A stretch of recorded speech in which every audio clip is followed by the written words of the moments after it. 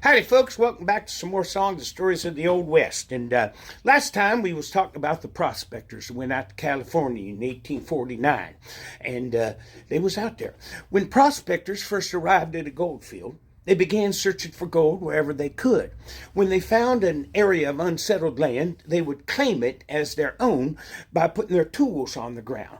Well, as more and more people came around, prospectors began mining on areas of land that was already claimed by other folks, you see. So to settle land disputes, miners set up rules that each miner would have his or her own property on which to dig. And that was called staking a claim. Well, and that was done by hammering shovels or stakes into the ground. Or you might make a pile of rocks set up, or you might even put up a sign saying belongs to me. Yeah. Well, competition for land became fierce and people tried to claim jump, which is take the claims of others. Well, eventually prospectors had to register all their claims at a commissioner's office.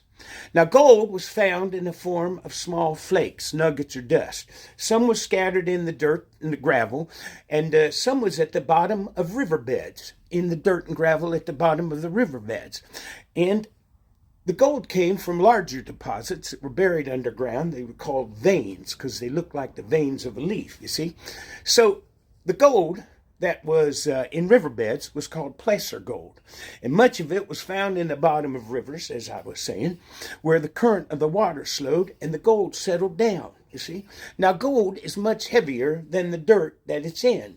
So the miners would go out and pan for gold. They would take an old plate like this, scoop up dirt from the bottom of the river or the creek, and let the dirt dissolve in the water, pour it out very carefully, and after a while, you'd find some little flakes of gold there at the bottom, and you'd do it over and over and over and over again until you had enough to make some money.